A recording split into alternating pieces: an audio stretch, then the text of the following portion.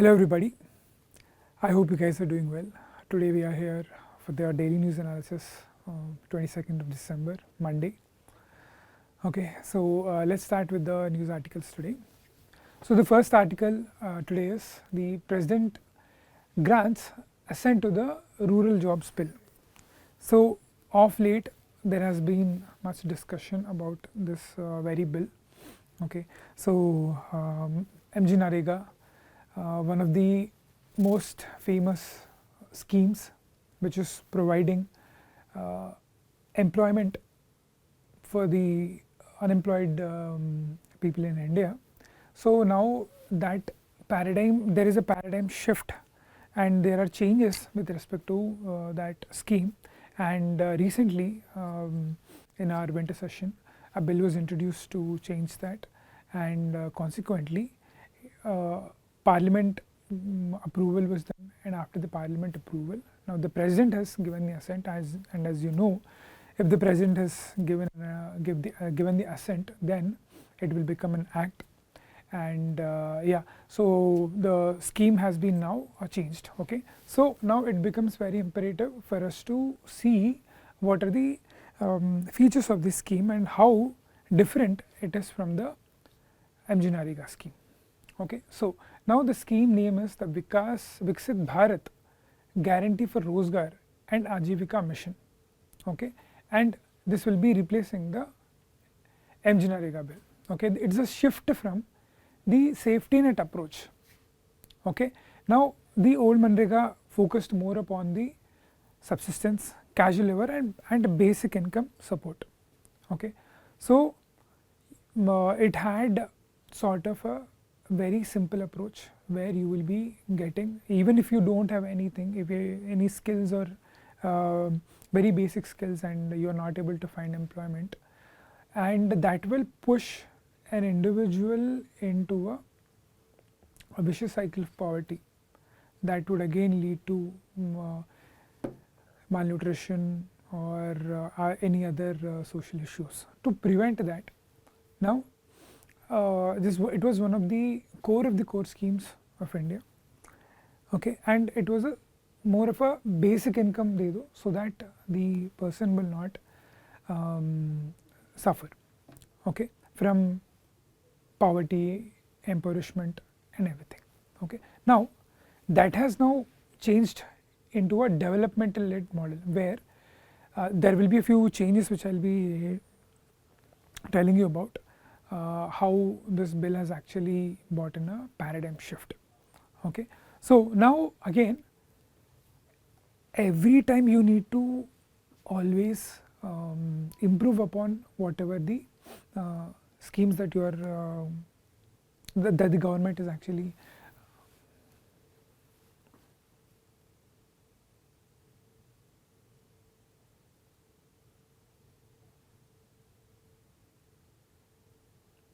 bringing in, so that the schemes are aligned with the national policies.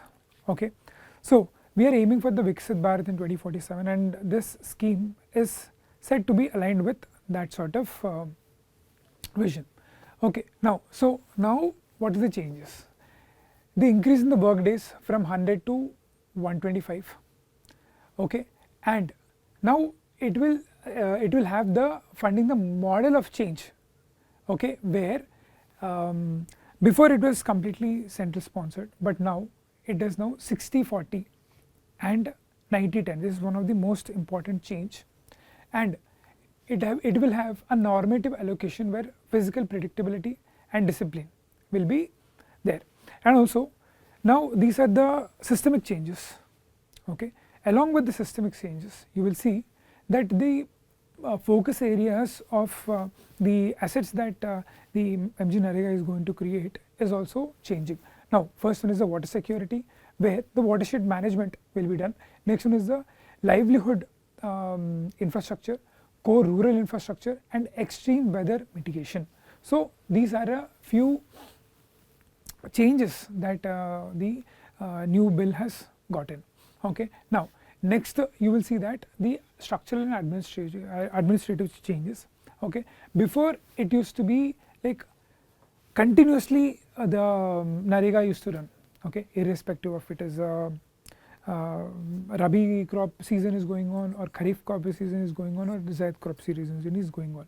Okay, now you will see that Indian agriculture and rural employment especially suffers with the seasonal unemployment, okay, where in a particular season you will have good employment, in a particular season you will not have good employment.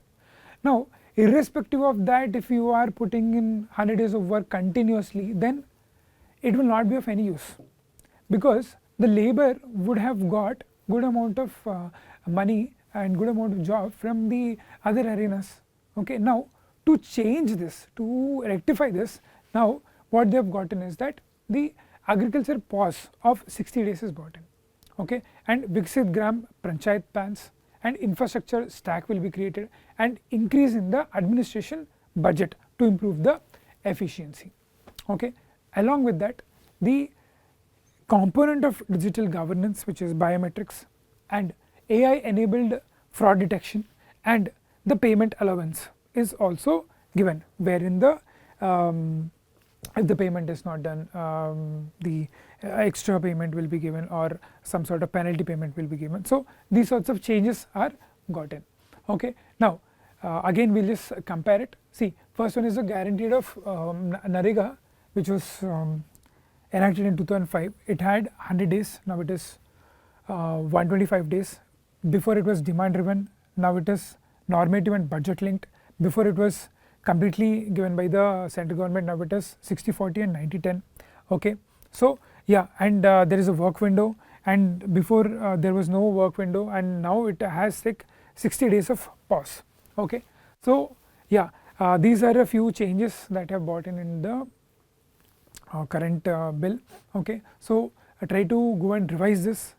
Okay. And there is a high possibility, because this is one of the core schemes of India, and if there is any changes with respect to these sorts of schemes, there is a high possibility that UPSC might ask a question on this. Okay. So yeah, this completes our article now. So let us move on to our second article. The second article states that the Southern Ocean carbon anomaly reveals what models can still miss. Okay. So at the in the southern hemisphere you have a Southern Ocean, and based on that there is the carbon amount which is stored in that ocean. Okay. And there are particular types of model which measure the carbon which comes out of it and the carbon which is stored in it. Okay. Based on that, there are a few particular models, and how these models can be sometimes deceiving, and how you will see that what these has to be rectified. Okay. This is one small article. Okay. So now first let us see what is the Southern Ocean and what are the important components of it. So firstly, it covers somewhere around like 25 to 30% of global ocean area and absorbs 40% of the ocean uptake of human emitted CO2, 40%. Okay. And acts as a critical climate buffer by absorbing excess heat, sequestering atmospheric carbon dioxide. Okay. So these are a few facts about the Southern Ocean. Now why the Southern Ocean is an effective carbon sink? See, primarily oceans and forests are the carbon sinks. What is a carbon sink? Carbon sink is nothing but which can absorb the carbon which is present in the atmosphere or which is generated by the anthropogenic causes. Okay. Now the presence of cold fresh surface water, okay, and there is a form of stratification which occurs in the oceans. Okay. So whenever you see that there is a cold layer which is present on the outside, that will actually insulate the water which is present in the inside. Okay. Now this limits the vertical mixing, and that prevents deep CO2 rich water from reaching the atmospheric surface. That is how the carbon is actually trapped inside the ocean. Okay. So now what climate models actually predicted? The core model assumption was that if you see that the greenhouse gases will rise, and along with that greenhouse gases strong westerly winds will come. Okay. And this westerly winds will enhance the upwelling. Okay. And when the upwelling occurs, you will see that the carbon which was trapped inside will come up. Okay, that was the initial prediction.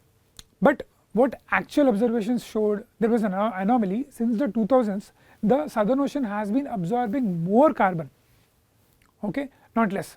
So there is a long term chemical observation which shows that the circumpolar deep waters rose by 40 meters and subsurface CO2 pressure increased by 10 micro atmospheres, okay, and yet there was no corresponding increase in the CO2 release. Okay. So all these causes would have or should have actually increased the amount of carbon dioxide which was supposed to be released, okay, but conversely it is not, okay, and this exact phenomena that this article states as a carbon anomaly.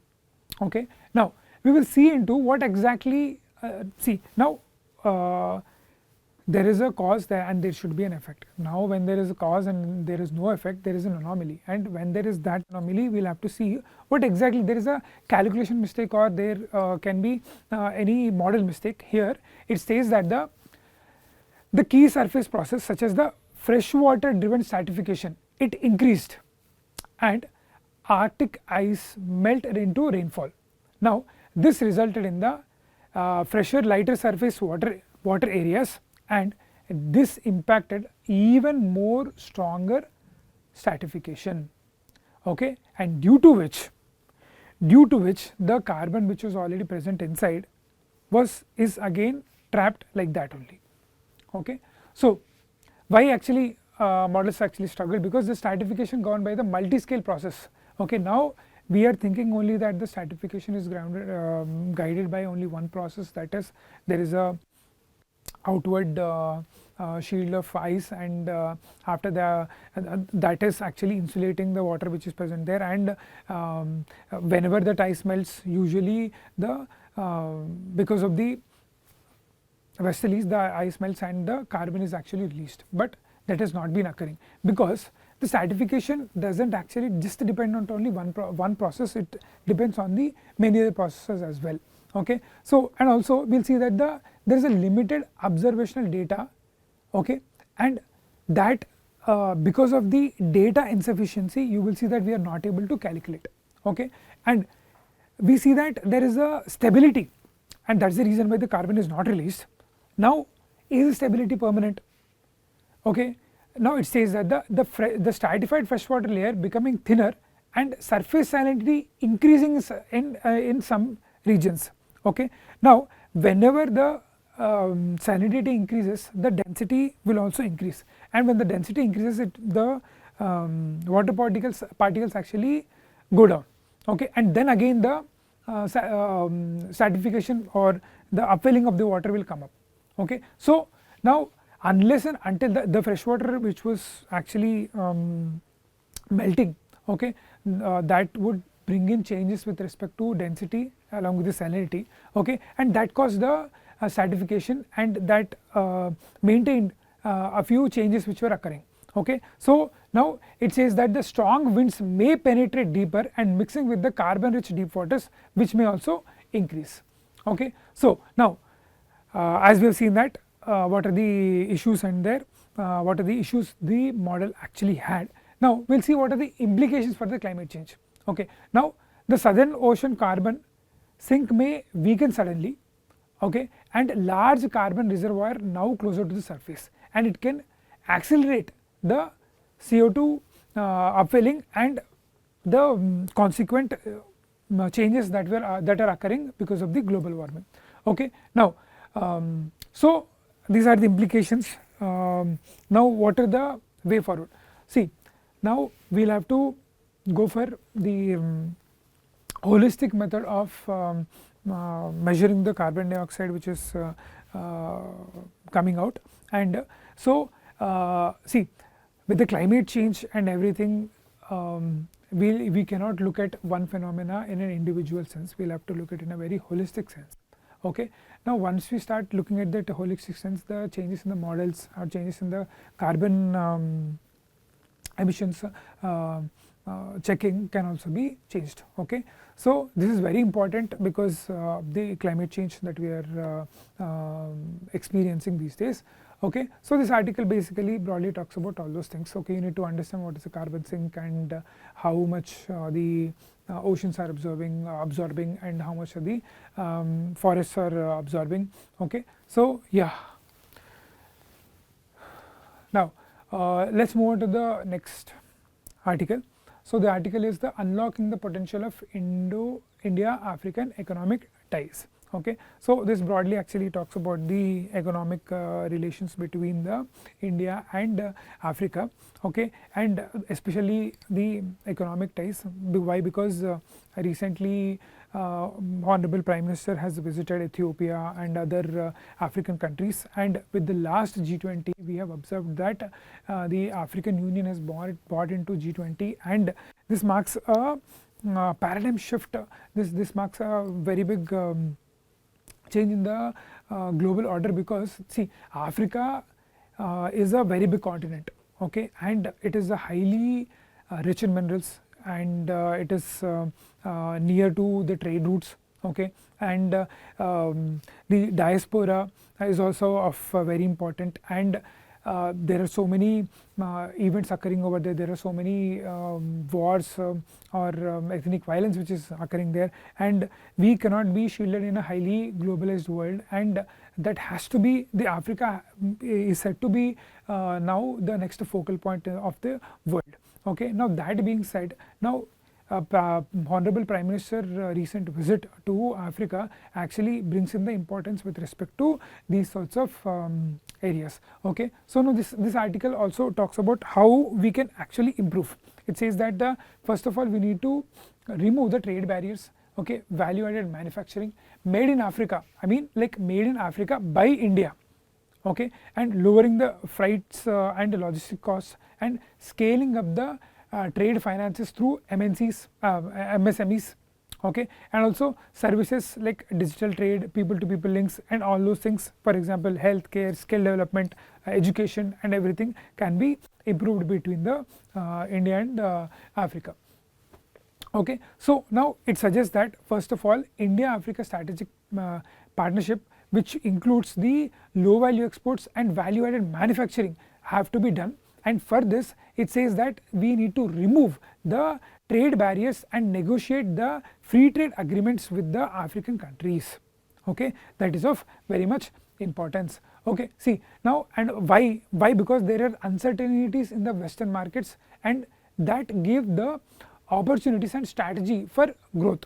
Okay, now see, EU has 40% of India's exports. Okay, and rising unpredictability. Okay, with the global wars which are going on right now, Ukraine war is unending, and we never know what Middle Eastern countries issues can rise up. Okay, and global value chains are intricately connected, and at one place something is happening that will affect to the other place. Okay, now, and that being said, firstly we'll have to diversify our market.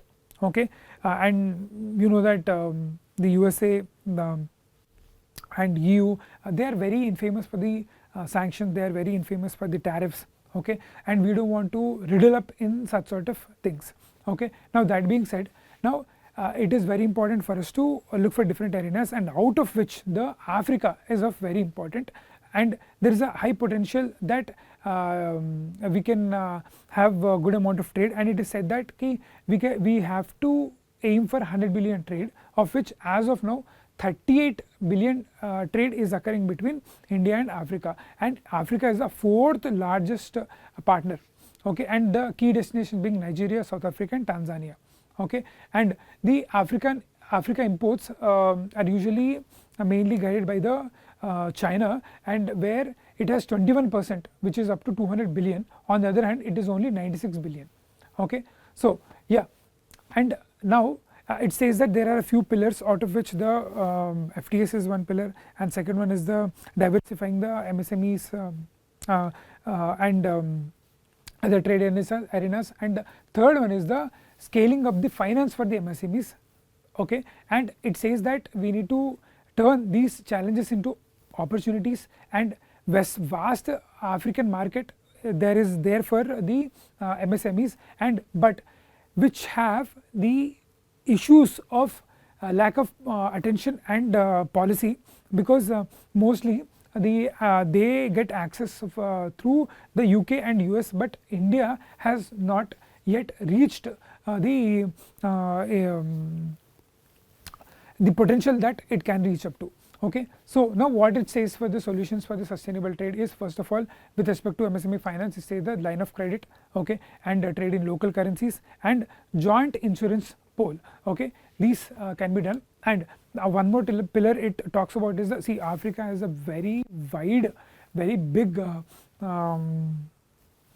maritime boundary, and we will have to make use of that maritime boundary, is what the article says about. And it says that ki remove the trade barriers and especially the lower the freight and the logistic costs. Okay. And the final pillar that it talks about is the services and digital connectivity. Okay. We'll have to leverage India's strength, okay, such as information technology, healthcare, professional services, and the skill development.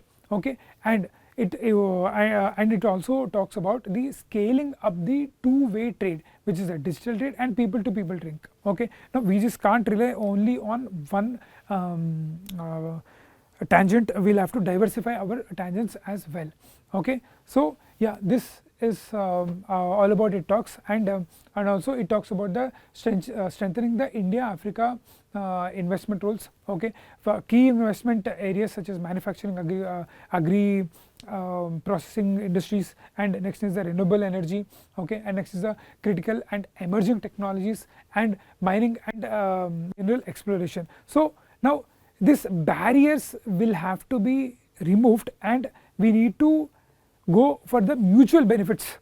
Okay. That is what this article suggests about. Okay. And it wants us to recalibrate, innovate, deepen the economic footprint, so that we tend to become the global economic powerhouses. Okay. So yeah, as I have already discussed that the Africa cannot be ignored in the 21st century. Okay. So deepening our ties with the Africa in different arenas, and making sure that the trade is amicable and it is diversified would be the right way forward. Okay. So yeah, let's move on to our next article. The next article is reforming the fertilizer subsidy demands political courage but offers high rewards. Okay. So the fertilizer subsidy is the second largest item in the union budget, next only to the food subsidy. Its allocation is around 1.37 lakh crore.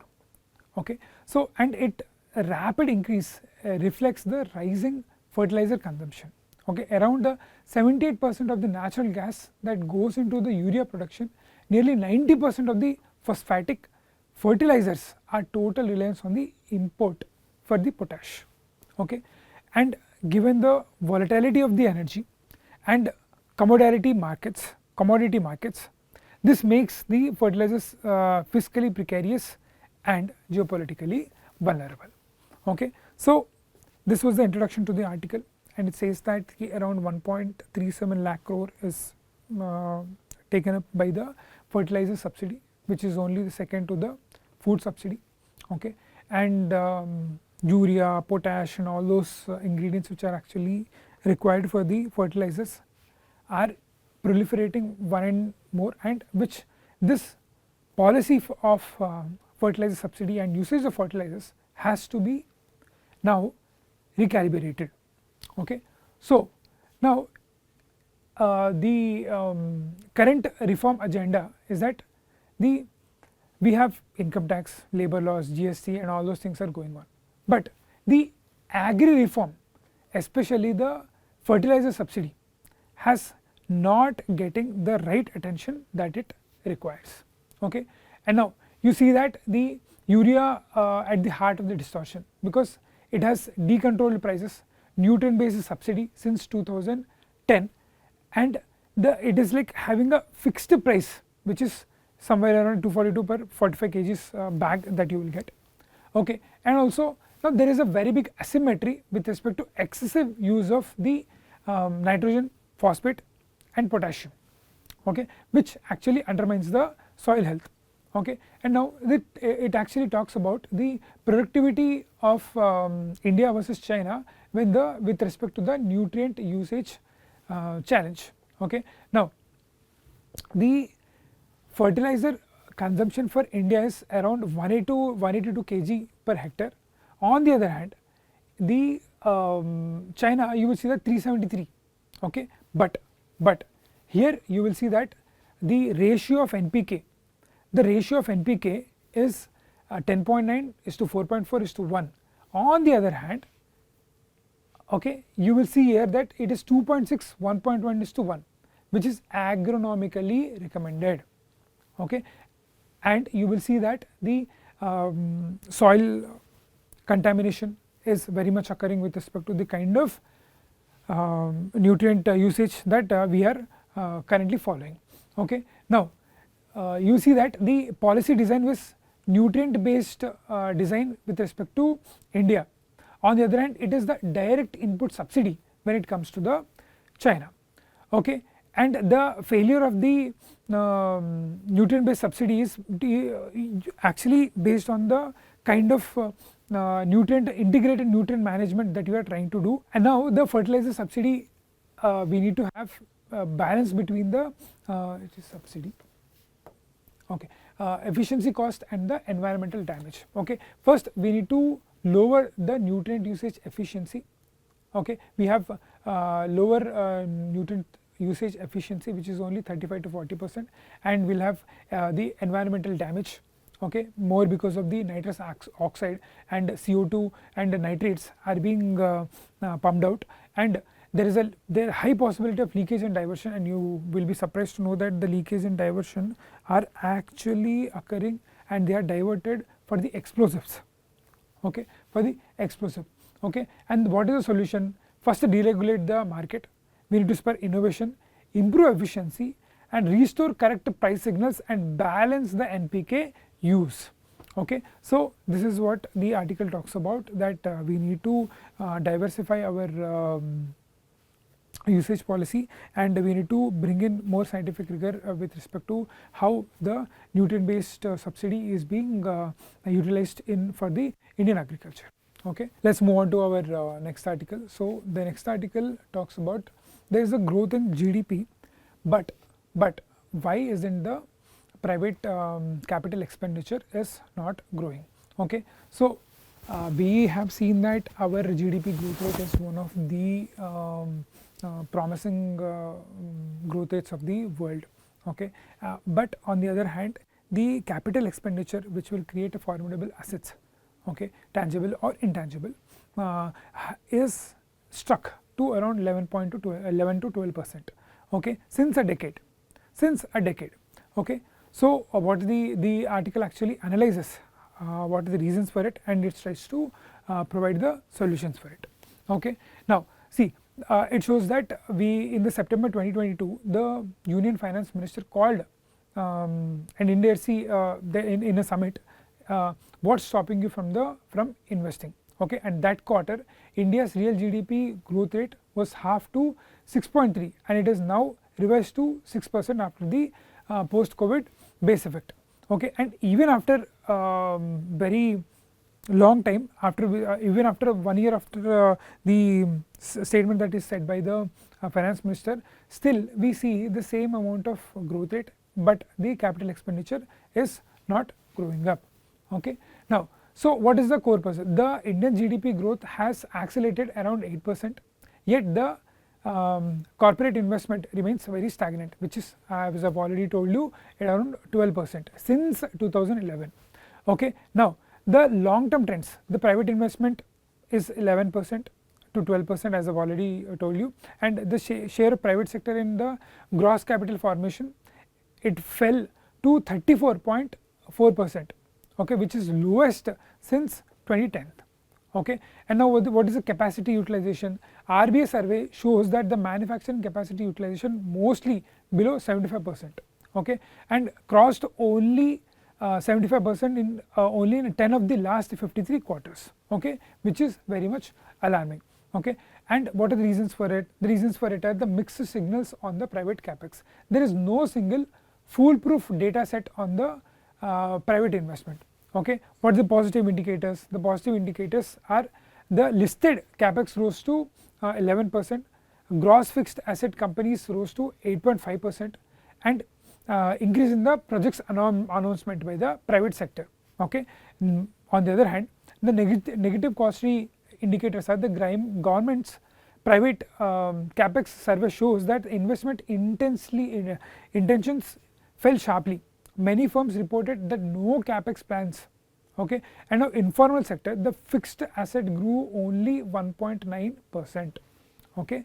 So these are the few reasons that it says, and why public capex has not fully crowded in. Okay. So what is crowding in? Crowding in is nothing but whenever I am investing, you will also invest. We will pool in, we will crowd in. Okay. So in the pro-cyclic times, so what will happen is that if the government is putting in money, the private will also put in money. Okay. That effect is known as the crowding in effect. Okay. So it says that the government is trying to put in more money, but the private companies are not crowding in. Why? Because the public capex mainly is in infrastructure. Okay. And now you know that infrastructure will have cost overrun, time overrun. Okay. And because of that, the amount of money that your investment would make will be a little later. Okay. Yeah. So, and the crowding in actually requires sustained demand visibility, stable growth environment, which is not provided. Okay. And now the broader economic interpretation shows that India's growth is currently a consumption based, government led, but not the investment led, which is very important, and it reflects a balance sheet repair phase, not an expansionary phase. Okay. And that is the reason why, one of the reasons why the IMF has put in our data of GDP growth rate into a separate category. Okay. Now the fundamental reasons are the lack of demand pressure. Okay. The firms are not investing because of the existing capacity stretch is not looking promising, and the current reality is that the existing capacity is sufficient, but the demand is uneven and uncertain. Okay. And the structural and cyclical constraints on the private capex, such as cost side issues, demand side issues, and institutional policy constraints. Okay. We will see the cost side issues. Cost side issues are high raw material prices, high land cost, and limited accessibility to the advanced machinery. Okay. On the other hand, you will see the demand side issues are the weak domestic demand pockets, and the institutional issues are the lengthy approval process, non-tariff barriers, competition from the countries with the trade advantage. Okay. So now what should be the way forward? Okay. The way forward is, first we need to improve the demand certainty. Okay. It should not be cyclical, it should not just be cyclical where when some cycle some sort of demand is rising, and then only you are creating a demand which is mostly a consumption based demand. For example, now inflation of prices when it comes to the festive season, okay, where the demand is more. Okay. It is not that some real investment is occurring over there. Okay. And now next is the reduction in the non-cost tariff barriers, which is the land approvals and all those things, and strengthen the export competitiveness and ensure predictable policy environment. So all these should be complemented by industrial clusters, credit access, and technology upgradation. Okay. So this is how it needs to be done. Okay. So now this completes our article.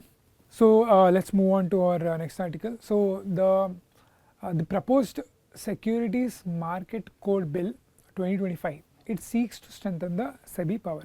Okay. The market equity market is actually managed by SEBI, that we all know. Okay. And it is a statutory body.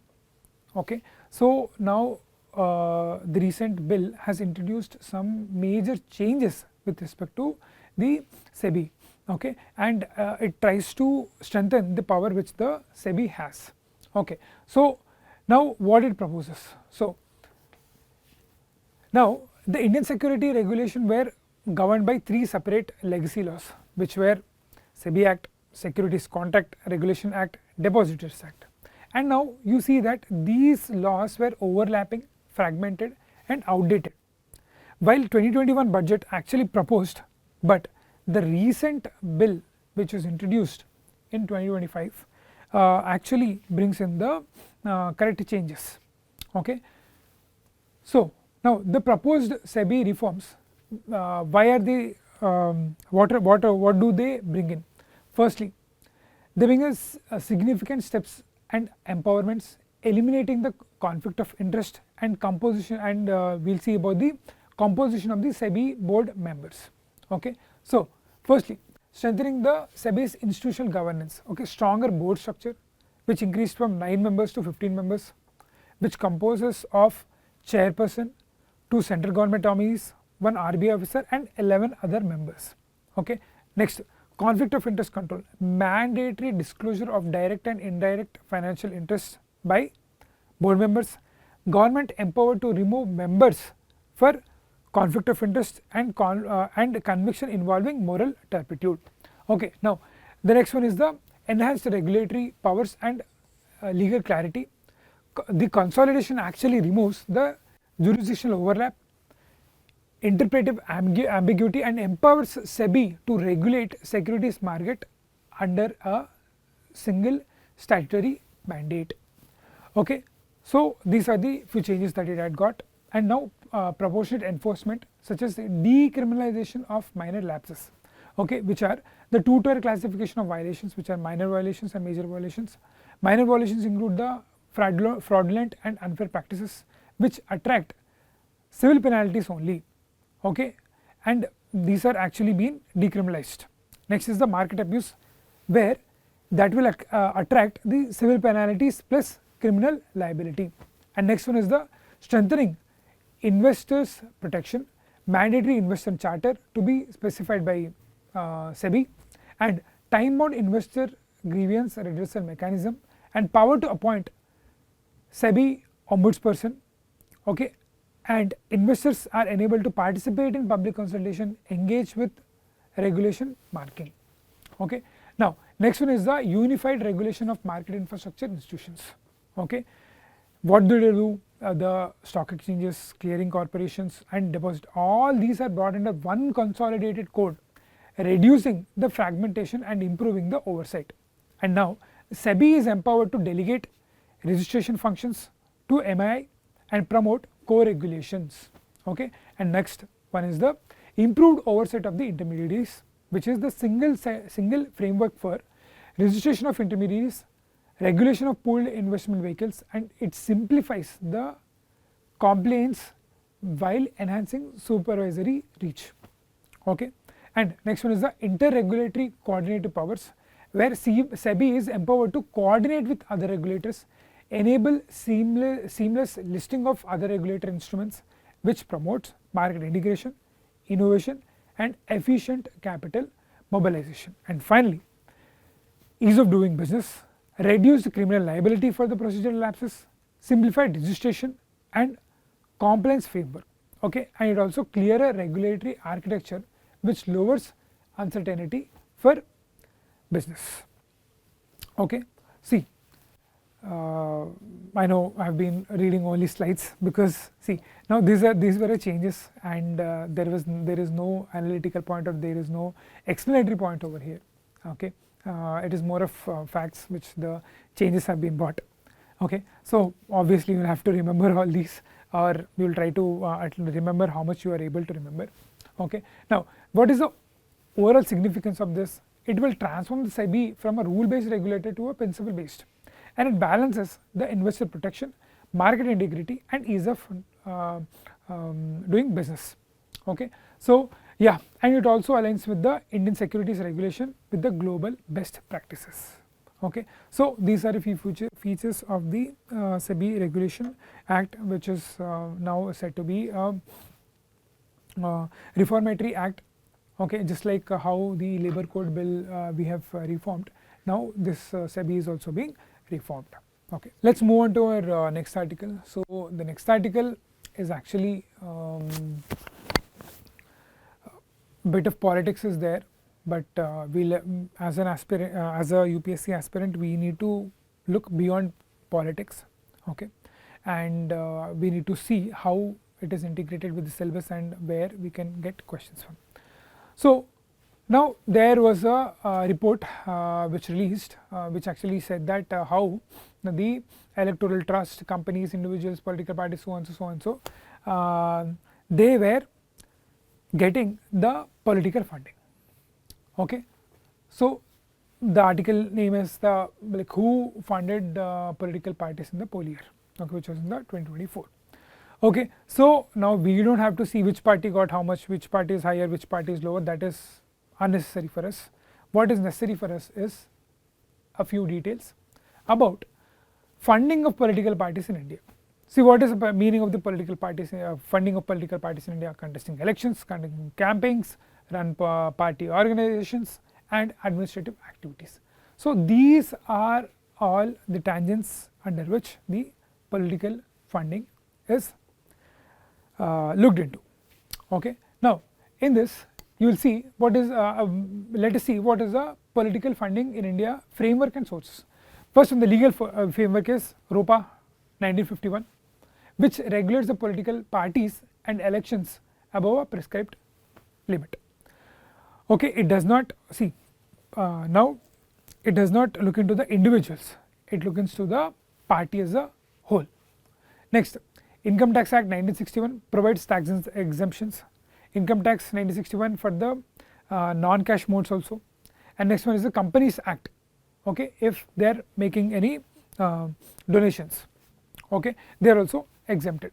And now what are the sources of political funding? It is individual funding, corporate funding, registral trust, electoral trust and electoral bonds, which were actually scrapped off, okay. Now next one is the political funding of India, disclosure and transparency. See, now the disclosure and transparency, political parties must maintain audited accounts and they have to submit annually to ECI. That is very important detail, okay. Anything above 2000 should be have donor's name, payment, address and payment mode, okay. Anything above 20,000, okay. Now and anything below that again will have certain ambiguities, okay. Yeah, so now these are a few details which I wanted you to know, okay. And now this completes our today's daily news analysis. Thank you so much.